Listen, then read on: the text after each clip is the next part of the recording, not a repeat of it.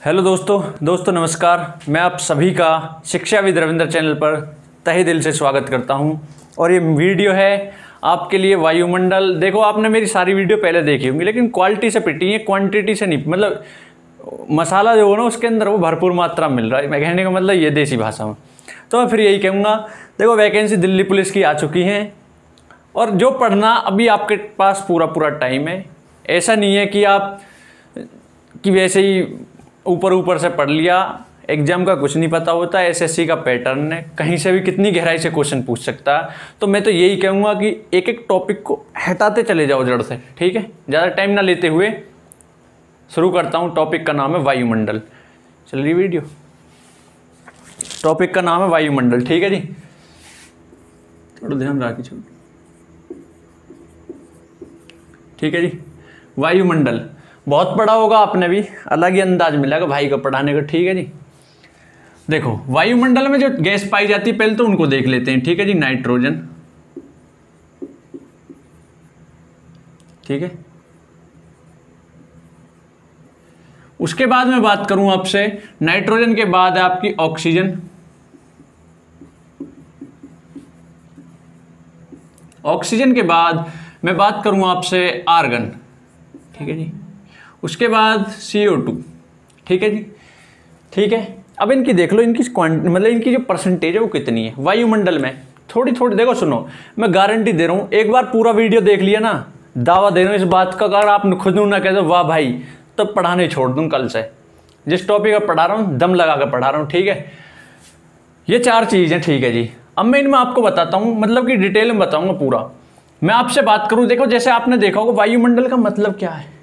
वायुमंडल का मतलब, जैसे कि मैं अगर आपसे एक छोटी सी अलग से बात करूं, ये क्या आपका, ये थल है, ये क्या आपका, ये जल है।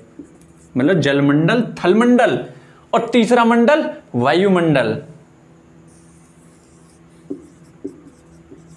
और इन तीनों को मिलाकर जो ये बीच का बनता है इसको कहते हैं क्या, जैवमंडल, ठीक है जी। आगे बात समझ में। अब हमें पढ़ना है इसमें से क्या, वायुमंडल पढ़ रहे हैं हम, इसमें से जलमंडल भी पढ़ना पड़ेगा डिटेल में, ऐसे ही थलमंडल भी ऐसे ही पढ़ना पड़ेगा। चिंता क्यों कर रहे हो, एक बार पूरी वीडियो देखो सही, फिर कमेंट करके बताना, तूफान ही मारूंगा, बिल्कुल तरीके से आएंगे वीडियो, ठीक है। जीके में भी, ठीक है जी।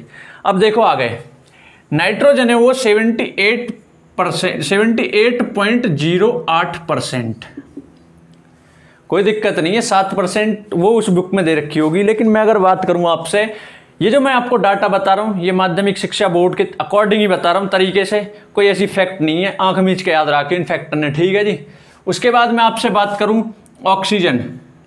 ऑक्सीजन है आपकी 20.93%, ठीक है।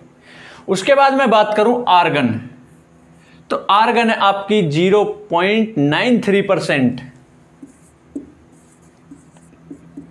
ठीक है जी। उसके बाद मैं बात करूं आपसे CO2 की, ये आपकी 0.03%। क्लियर है बात, ठीक है जी।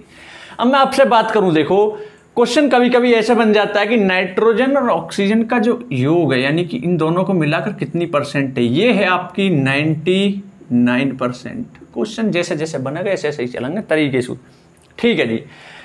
अब मैं आपसे बात करूं, देखो आप इसको रख सकते हो 78 भी आ सकता है कभी ऑप्शन में, 80 भी आ जाता है कभी कभी, कितने परसेंट है नाइट्रोजन, ठीक है। ऑक्सीजन की बात करूं, ऑक्सीजन डायरेक्ट आपसे पूछे तो डायरेक्ट आप बहुत से 21% याद रख सकते हैं। अगर इतना रखना हो तो रख लेना, वैसे 21 भी लगभग में सही है। लेकिन CO2 आपको 0.03 ही याद रखना पड़ेगा, ठीक है जी, ठीक है। और मसाला चाहिए और मिलेगा, दिक्कत मतलब भरपूर है पूरा कतई।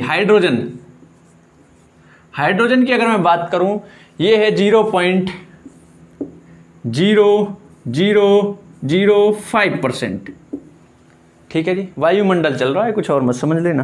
कभी कह लगो जी सूर्य में इतनी है और इतनी हीलियम है, ठीक है। यहाँ देखो मसाले पे ध्यान रखो पूरा, दिक्कत मतलब आप हीलियम 0.0005%, ठीक है जी। और मैं आपसे बात करूं ऑक्सीजन, ओजोन की बात करूं, ठीक है, ऑक्सीजन हो चुका, ऊपर ध्यान देते रहना तरीके से। O3 की है, O3 बोलते हैं ओजोन परत जो पाई जाती है, ठीक है, उसे ही पढ़ाएंगे आज डिटेल में, जड़ सुई खत्म हो जाएंगी सारी चीज़, ठीक है जी। अब जो आपकी ओजोन है वो आपकी 0.00006%। आधे तो किताब में देख रहे होंगे कहीं, ये तो हमने पढ़े ही ना, कोई दिक्कत नहीं, पढ़ो आराम से, ठीक है। अब मैं आपसे बात करूं, ये इन चीज़ों में भी तो कुछ फैक्ट होंगे भाई, इनका क्या है, कहाँ है, ये वायुमंडल तो पढ़ रहे हैं, उनमें है कहाँ ये चीज़, पूरी बताऊंगा एक एक करके, टेंशन मत लो कतई भी, ठीक है। अगर मैं बात करूं आपसे नाइट्रोजन और ऑक्सीजन, ये अपने आप में बहुत बड़ी भूमिका निभाती हैं। और भूमिका कैसे निभाती हैं वो सुनो। ये ऐसे निभाती हैं कि जो नाइट्रोजन है ये काम करती है अग्नि यानी बुझाने में, ठीक है, आग पर नियंत्रण करने में, और ऑक्सीजन जो काम करता है वो करता है लगाने में, ठीक है। अगर ये लगाने लगी तो ये कम है, फिर आग बुझेगी नहीं कभी, ठीक है। तो ये तो लगाने का काम करती है आग को, और ये करती है बुझाने का काम, ठीक है जी, ठीक है, क्लियर है बात, ठीक है। अगर मैं आपसे बात करूं अब, जैसे कि CO2 है, CO2 जो गैस है इसके बारे में 2-4 पॉइंट देख लो तो बहुत ही बढ़िया रह जाएगा आपके लिए, ठीक है जी। CO2 जो है, चाहे UPSC की तैयारी कर रहा हो कोई भाई, चाहे स्टेट PCS की कर रहा हो, UPSI कर रहा हो, ठीक है जी, दिक्कत मत लीजिए, कतई बस कमेंट करके यूँ बताते रहिए भाई आप यहाँ गलती कर रहे हो, इसमें और सुधार करो। वैसे अभी तक जिसने भी कहा, चाहे कोई मेरा गुरु है या मेरा कोई भाई है, सबने ही कहा भाई तोड़ नहीं है किसी, तो आप देख लेना, ठीक है। अब मैं बात करूँ CO2 जो होती है, ये क्या होती है, हरित गृह प्रभाव पढ़ा आपने, उसका काम करती है, ठीक है, हरित गृह, ठीक है जी, ठीक है। ये अग्निशामक का काम करती है, ठीक है जी। और मैं बात करूं इसको, और क्या क्या नाम कहा जाता है, इसको पढ़ लेना खूब आप भी किताबों में, इसको पौधघर भी कहा जाता है, पौधगृह प्रभाव, ठीक है, इसको कांच गृह भी कहा जाता है, ठीक है जी, ठीक है, क्लियर है बात। अब देखो ये किस लिए कहा जाता है, इस रीजन को भी देख लो। हरित गृह प्रभाव यानी टेम्परेचर बढ़ रहा हो हमारी पृथ्वी का, क्यों बढ़ रहा हो, अभी परत पढ़ाऊंगा ना, परत, ठीक है, उसमें सारी चीज क्लियर हो जाएगी आपकी, ठीक है जी। कांच गृह का मतलब होता है, कांच देखा होगा आपने, कांच का मतलब देखो मैं आपको सिंपल भाषा में पढ़ाऊं। आप बैठे हो फॉर्च्यूनर गाड़ी में, फॉर्च्यूनर का एग्जांपल लूंगा, ठीक है, आप फॉर्च्यूनर गाड़ी में बैठे हो, धूप पड़ रही है, उसके अंदर आपने सारी चारों तरफ से क्लोज कर रखे हैं क्या, शीशे। कांच गृह प्रभाव को बता रहा हूं ये होता क्या है, शीशे बंद कर रखे हैं आपने, होता क्या, प्रकाश आता है, जब आपके शीशे बंद होते तो प्रकाश उससे पार होता है, बाहर नहीं जा पाता फिर, ठीक है, नहीं जा पाता, तो उसी को कहते हैं हम कांच गृह प्रभाव, क्योंकि गाड़ी फिर अंदर से गर्म हो जाती है, होती है नहीं होती, समझ में आ गई आज बात क्यों होती है, ठीक है। और पौधगृह प्रभाव जो होता है ये होता है कि जहाँ ठंडे क्षेत्र होते हैं, ठीक है, जैसे मैं बात करूँ जहाँ की ठंडे क्षेत्र होते हैं, ठीक है, वहाँ पे क्या होता है, एक ऐसे वो बनाई दीवार सी, उस पर क्या कांच लगा दिया, ठंडे क्षेत्रों में, एक एक बात पॉइंट से सुनना, वहाँ क्या पेड़ लगा दिए, पेड़ लगा दिए, ठीक है जी, क्लियर है बात।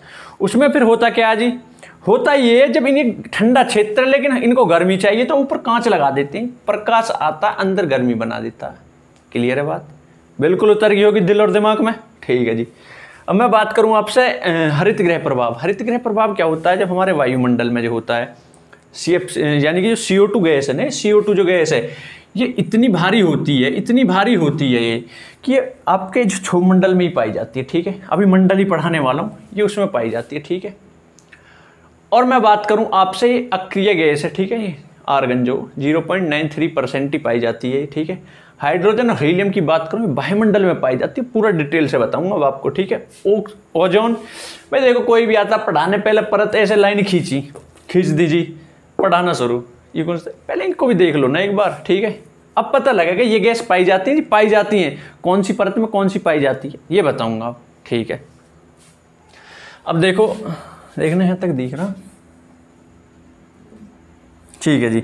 अब देखो मैं बात करूं आपसे, ये आपका क्या है, ये आपका नीचे ये आपके ध्रुव हैं, ठीक है जी, ये आपकी विषुवत रेखा है, ठीक है जी। अब अब मैं आपसे बात करूं, देखो ये पहली परत है, इस परत का जो नाम है, देखो ऐसे देखते हैं इसको, दे ऐसे बताऊं कैसे, आराम आराम से देखो, ऐसे ऐसे देखते हैं इसको, टेढ़ी सी हल्की सी, ठीक है। ये आपका क्या ध्रुव है, ये आपका विषुवत है, ठीक है जी।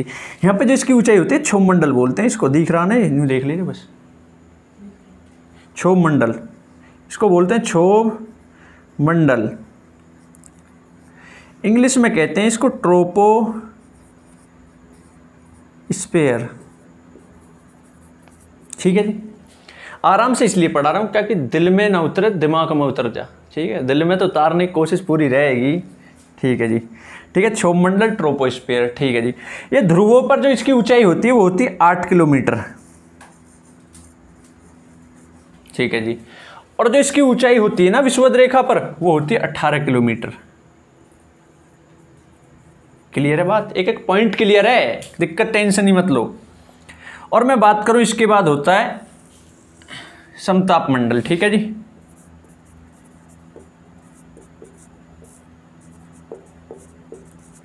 इसको ट्रोपोस्फीयर बोलते थे, इसको बोलते हैं स्ट्रेटोस्फीयर, स्ट्रेटोस्फीयर, ठीक है जी। अब आपने देखी इसकी जो ऊंचाई होती है, क्षोभ मंडल की जो होता है ऊंचाई होती है, यहां से कितनी होती है 18 किलोमीटर, ठीक है जी। इसकी जो ऊंचाई होती है यहां से यहां तक होती है 50 किलोमीटर, ठीक है। क्लियर है बात, ठीक है जी। उसके बाद मैं आपसे बात करूं, इसके बाद होता है आपका तीसरी, चौथी और ये आ जाओ 5वीं, ठीक है जी। ये होता है आपका समताप मंडल और ये होता है बाह्य मंडल,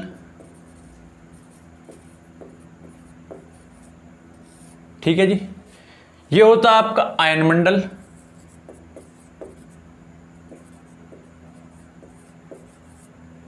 ठीक है जी। ये होता है आपका मध्य मंडल, ये जो होता है आपका मध्य मंडल इसको बोलते हैं मेसोस्फीयर, ठीक है जी। इसको बोलते हैं स्ट्रेटोस्फीयर, इसको बोलते हैं आइनोस्फीयर, इसको बोलते हैं एक्सोस्फीयर, ठीक है। क्लियर है ये बात, ठीक है जी। अब मैं बात करूं, देखो यहां से इसकी जो ऊंचाई है वो आपकी कितनी है, इधर इसलिए लिखाऊंगी कि मिटाना ना पड़े, ठीक है। पूरा ही जब छाप ही रहे हैं तो छाप ही दें ढंग से, ठीक है जी। इसकी जो ऊंचाई है वो यहां से 80 किलोमीटर, ठीक है जी। ये 80 किलोमीटर होगी। इसकी जो यहां से ऊंचाई है वो कितनी है, वो आपकी 600 से लेकर 80 से लेकर है आपकी 640, ठीक है जी। क्लियर है ये बात, ठीक है। अगर मैं बात करूं ये तो बाह्य मंडल है, उसको छोड़ो ही, ठीक है। अब आपको एक चीज मैं और बताऊं, इसमें ये आपकी 640 होगी, ठीक है जी, 640 किलोमीटर। ये आपकी 80 किलोमीटर होगी और ये आपकी 50 होगी। अब इनके बारे में सुन लो, क्या क्या इनकी कहानी क्या। इसमें क्या CO2 गैस होती है, ये सबसे गहरी गैस है तो यहीं पाई जाती है, ठीक है, यानी क्षोभ मंडल में, ठीक है जी। ये एक आवरण होता है, ठीक है। क्या होता है इसकी मैं अगर बात करूं आपसे, इसकी जो एवरेज ऊंचाई है वो 14 से पूछ लेता है कभी भी, 14 to 16 किलोमीटर, ठीक है जी। क्लियर बात, ये क्या क्षोभ मंडल है। इसमें क्या होता है, क्षोभ मंडल में CO2 गैस पाई जाती है, ठीक है जी, क्योंकि सबसे भारी गैस है, नीचे पाई जाएगी, ठीक है। और इसका ही जो कारण होता है ग्लोबल वार्मिंग का जो कारण होता है, यानी गर्मी जो बनाता है, यही बनाता है, ठीक है। इसको इसलिए हरित गृह, ठीक है, इसको कहा जाता है। अब मैं बात करूं, जो यहाँ से होती है रेज होती हैं, ये आयन मंडल, आपका जो आयन मंडल है इसमें क्या पाए जाते हैं, आयन पाए जाते हैं, ठीक है, आयन पाए जाते हैं। जैसे परावैंगनी किरणें आई, ठीक है जी, आ गई है। जैसे कि मैं बात करूं, परावैंगनी किरणें आई, टकराने के बाद ये वापस गई, ये आयंस रोक लेते हैं इनको, ठीक है। किसको, जो परावैंगनी किरणें होती हैं, जो किसकी, सूर्य की किरणों की, उनको ये आयन रोक लेते हैं, बैक कर देते हैं। इसलिए इसका क्या होता है, टेम्परेचर बढ़ जाता है। ऑक्सीजन, ओजोन भी इसी काम को करती है आपकी, यहाँ पे समताप मंडल में पढ़ेंगे उसको, वो भी इसी काम को करती है। अब देखो इसमें क्या होता है, मौसमी जो घटना होती है क्षोभ मंडल में, जितनी भी मौसम संबंधित घटना होती है वो क्षोभ मंडल में होती है। बादल गरजना, आंधी, तूफान, ठीक है, ये सब किस में होती है, इसमें होती है आपकी क्षोभमंडल में। और मैं आपसे क्षोभमंडल की बात करूं, क्षोभमंडल में यानी कि अगर मैं इसमें बात करूं, इसमें अगर हम जाएंगे कितना, अगर हम इसमें जाएंगे 100 मीटर, ठीक है, तो कितना टेम्परेचर बढ़ेगा आपको पता होना चाहिए इसका टेम्परेचर, ठीक है जी। अगर मैं बात करूं इसका टेम्परेचर बढ़ेगा 1 डिग्री सेल्सियस कम होएगा, कम होएगा, बढ़ेगा नहीं, याद रखना इस चीज को। इतने मीटर जाने पर इसका जो टेम्परेचर है इतना 1 डिग्री सेल्सियस बढ़ जाता है, घट जाता है, सॉरी, ऊपर जाओगे तो घटेगा, ठीक है, क्योंकि ऊपर क्या होएगा, इससे आप बाहर निकल रहे हो, फिर ग्लोबल वार्मिंग यानी कि जो इन्वायरमेंट है, मतलब जो निचली परत है, इससे ऊपर के जाएंगे तो यहाँ पे क्या होता है, टेम्परेचर बढ़ा हुआ होता है, यहाँ पे तो नीचे बताऊंगा सबसे कम भी कौन सी परत में पाया जाता है टेम्परेचर, ठीक है। इसमें क्या होता है, इतनी मीटर जाने पर 1 डिग्री सेल्सियस क्या होता है, कम होता है टेम्परेचर। कभी कभी पूछ लेता हो औसतन 1 किलोमीटर दूर जाने पर, 1 किलोमीटर ऊपर जाने पर कितना टेम्परेचर कम हो जाता है, तो इसका हो जाता है 6.4 डिग्री सेल्सियस 1 किलोमीटर ऊपर जाने पर, ठीक है। मैं अभी बता दूं चलो आपको, ये जो मध्यमंडल होता है ना, इसका टेम्परेचर होता है सबसे कम -100 डिग्री सेल्सियस। आपने पढ़ा होगा, क्या पढ़ा था जब मैंने अंटार्कटिका महाद्वीप पढ़ाया था, बोस्टॉक का जो टेम्परेचर है वो -98 डिग्री सेल्सियस है, सबसे कम है। मैक्सिमम -37 डिग्री सेल्सियस होता है, याद रखना इस चीज़ को, ठीक है। यहाँ पर कितना है आपका -100 डिग्री सेल्सियस। जो आपकी उल्का संबंधित घटनाएं होती हैं वो यहीं पर होती हैं, ठीक है। आप कहते हो जी टूटते हुए तारे को उल्का कहते हैं, तारा तो कभी टूटेगा ही नहीं, वो तो गैस में होता है, ठीक है, उसमें क्या होती है, गैस होती है, चलो कोई नहीं, ठीक है। उल्काज पिंड जो होते हैं वो आपके टूटते हुए इसी में होती है, उल्का पिंड की जो घटना होती है वो इसी में होती है, ठीक है, मध्यमंडल में। उल्का संबंधी जो घटना होती है वो कहाँ होती है, आपकी मध्यमंडल में होती है। और ये आपने समझ ही लिया होगा, इतने मीटर जाने पर इतने डिग्री सेल्सियस कम हो जाता है, इतने 1 किलोमीटर जाने पर इतने डिग्री सेल्सियस टेम्परेचर कम हो जाता है ऊपर जाने पर, ठीक है जी। अब देखो और बताऊँ आपको, और इंटरेस्ट आएगा। होता क्या है, इन परतों की जो ऊंचाई होती है इसकी क्षोभमंडल की, इसकी ऊंचाई जो होती है, अगर मान के चलो जाड़े ठंडे तो इसकी ऊंचाई कम हो जाती है, ठीक है, बोलने पर ज़्यादा ध्यान दिया करो। तो क्षोभमंडल है, इसकी जो ऊंचाई है वो ठंड में कम हो जाती है, गर्मी में ज़्यादा हो जाती है। इस चीज़ के पीछे भी लॉजिक है। आपने पानी रखा फ्रिज में, आप चूल्हे पर गर्म करने के लिए रखा, जब तक वो टेम्परेचर डाउन है जब तक तो नीचे होता है इसका स्तर, जब उसको हम गर्म करते तो उफान आता है, ठीक है। ऐसी ही जब ये गर्मी आती है, जो क्षोभमंडल है इसका भी आकार क्या हो जाता है, बढ़ जाता है, ठीक है जी, ठीक है, क्लियर है, ठीक है। और मैं आपसे बात करूं, अब इसमें तो आपने पढ़ लिया होगा क्षोभमंडल में, ठीक है। अब मैं बात करूं आपसे समताप मंडल की। समताप मंडल में सबसे पहली चीज तो उल्टी कि मौसम संबंधित घटना नहीं होती, क्रॉस, क्लियर है बात, ठीक है जी। अब मैं आपसे बात करूं, इसमें जो होता है, इसमें क्या होता है, वायुयान इसमें उड़ाए जाते हैं, ठीक है। क्यों उड़ाए जाते हैं, क्योंकि तापमान सेम रहता है, टेम्परेचर सेम रहता है, ये घटना नहीं होती उसमें मौसम संबंधी, इसलिए उसमें उड़ाए जाते हैं समताप मंडल में, जिसका टेम्परेचर समान होगा, ठीक है। वो बात जरूरी है कि उड़कर धरती पर सी जाएंगे क्षोभमंडल में, अरे लेकिन स्थिर जब तक तो गर्म ही ना होता होगा, ऊपर पहुंचता होगा, जब तक फिर उसके बाद क्या होता है, उसको टेम्परेचर बनाने के लिए एक स्थिर वो चाहिए, ठीक है। तो जितनी भी आपकी ये वायुयान उड़ाए जाते हैं समताप मंडल में उड़ाए जाते हैं। और मैं आपको बता दूं, ओजोन गैस जो होती है आपकी O3, ओजोन दिवस जो मनाया जाता है 16 सितंबर को मनाया जाता है, ठीक है, 16 सितंबर, ठीक है। ओजोन दिवस जो होता है आपका 16 सितंबर को बनाया जाता है, इसलिए ही बनाया जाता है कि आपको ओजोन परत की रक्षा करें, ठीक है। क्योंकि इसमें होता क्या है, जब इसमें छेद हो जाते हैं, सबसे पहले छेद अंटार्कटिका पर देखा गया था, लेकिन कौन सी सन में, कमेंट सेक्शन में बता देना अगर आप सही ढंग से तैयारी कर रहे हो तो, ठीक है जी। ओजोन जो होती है आपकी O3 होती है, इसमें क्या होता है, पराबैंगनी किरणें आती हैं, ठीक है। वो ये क्या करती हैं, वो हमें जो होती है पराबैंगनी किरणों से बचाती है, ओजोन परत उससे टकराकर वापस चली जाती हैं, जो आपकी हानिकारक किरणें होती हैं, किससे टकराकर, ओजोन परत से टकराकर वापस चली जाती हैं, जो हानिकारक किरणें होती हैं। कैंसर वैंसर की जो ये बीमारी इसी कारण तो होती है कि अगर हमारे सीधी सिर पर अगर ये रेज जो होती हैं खतरनाक किरण, ये डायरेक्ट आकर पड़ती है जब इफेक्ट पड़ता है, ठीक है। तो इसी कारण इसकी रक्षा करने के लिए O3 के ओजोन परत के उसमें 16 सितंबर को ओजोन दिवस बनाया जाता है, ठीक है। और आपको ये ध्यान रखना पड़ेगा, ठीक है जी, ओजोन, ठीक है। एक तरीके से रक्षा चक्र का काम करती है, ठीक है। किसका? रक्षा चक्र का काम करती है ये। अगर मैं बात करूं ओजोन समताप मंडल में, आपको इतनी चीज याद रखनी होगी, ठीक है जी। इसकी जो ऊंचाई होती है, कई क्वेश्चन पूछ सकता है आपसे, इसकी जो ऊंचाई होती है आपकी 50 से 80 यानी 30 किलोमीटर होती है, ठीक है। और ये जो आपकी होती है यानी लगभग 15 से 35 किलोमीटर के एयरफेयर में होती है, 15 से 34 किलोमीटर, 15 टू 34 किलोमीटर इससे, ठीक है, इसके एयरफेयर में, ठीक है जी। क्लियर है ये चीज़? क्लियर होनी चाहिए। अगर मैं आपसे बात करूं, देखो आपसे बात करूं, इसमें आपने ये चीज़ तो देख ली, ठीक है जी, लेकिन आपको इसमें एक चीज़ और याद रखनी पड़ेगी। जो आपका वायु समताप मंडल है, इसमें जितनी भी घटना होती है किससे होती है? मौसमी संबंधित घटना एक नहीं हो सकती इसमें, तो वायुयान उड़ाए जा सकते हैं। मौसमी संबंधित होंगी तो वो नहीं उड़ा सकते हम, ठीक है जी। तो ये चीज़ आपको ध्यान रखनी। अगर क्षोभ मंडल में एक और बात कहूँ ना, इसमें मौसमी संबंधित घटना होती है, इसलिए इसको कहा जाता है संवहन मंडल। क्वेश्चन आ सकता है संवहन मंडल किसे कहा जाता है, ठीक है जी, संवहन मंडल। क्लियर है ये बात भी? ठीक है जी, क्लियर होगी बिल्कुल। और आपको मैं बात करूं, देखो मध्य मंडल में जो होता है, ये जो आपका मध्य मंडल में होता है, इसमें क्या होता है?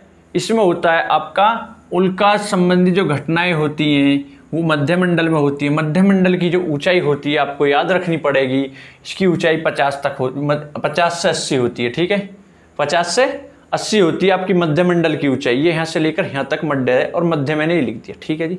आप कंफ्यूज नहीं होना, मैं फिर बता दे रहा हूँ आपको कि मंडल कहाँ से कहाँ तक है। देखो क्षोभ मंडल है, यानी पृथ्वी से लेकर जो ये क्षोभ मंडल की ऊंचाई है ध्रुवों पर 8 किलोमीटर है और विषुवत रेखा पर 18 किलोमीटर है। अब मैं आपसे बात करूं, जो समताप मंडल की ऊंचाई है वो आपकी यानी कि 18 से 50 है, फिर ठीक है, याद रखना इन चीज़ों को, कंफ्यूज मत होना, फिर बता रहा हूँ। समताप मंडल से मध्य मंडल की जो 50 से 80 है, ठीक है, और मध्य मंडल से अयन मंडल की जो आपकी 80 से 640 है, और अयन मंडल के बाद जो बाह्य मंडल है उसकी जो फिर तो एक्सोस्फीयर ही होता है, ठीक है। अब मैं आपसे बात करूं, ये जो आपका अयन मंडल होता है, इसमें क्या होता है? इसमें आपके जितने भी यानी कि आयनिक संबंधित वो होती है, वो घटना होती है इसमें, ठीक है, ये जो मैंने बताया था। बाह्य मंडल की मैं बात करूं तो इसमें उपग्रह छोड़े जाते हैं, सैटेलाइट छोड़े जाते हैं, ठीक है। सैटेलाइट भी दो तरह के, एक भूस्थितिक, एक ध्रुवीय स्थितिक, ठीक है।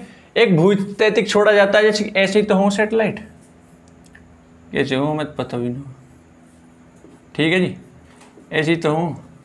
उसके बाद इसमें जोड़ देते हैं और भी ऐसे एक डिब्बा सा, ऐसे ही तो वो पंखा से घूमते रहे उन्हीं के सैटेलाइट, ठीक है, ठीक है। तो ये एक होते हैं आपके भूस्थितिक, एक होते हैं ध्रुवीय स्थितिक। जो ध्रुवीय स्थितिक होते हैं उनकी दूरी होती है 700 किलोमीटर से 1100 किलोमीटर, और जो आपके ये तो हो गया आपके ध्रुवीय स्थितिक। जो भूस्थितिक होते हैं उनकी दूरी होती है आपकी 36,000 किलोमीटर। क्लियर है पॉइंट? ठीक है। तो यानी कि मैं अब इस टॉपिक में और ज़्यादा आपको बताना नहीं चाहूँगा। और एक चीज़ और याद रखनी पड़ेगी आपकी, इनके इंग्लिश नेम और याद कर लेना, क्योंकि एक बार क्वेश्चन आए थे जो क्षोभ मंडल की घटना है ना आपकी, ट्रोपोस्फीयर, पूछा था मौसमी संबंधित घटनाएं कहाँ होती हैं, और एक बार पूछा था संवहन मंडल किसको कहा जाता है। ऑप्शन में क्षोभ मंडल ना देखा हुआ ना, ऐसे लिख दिए हिंदी में, ऐसे ट्रोपोस्फीयर,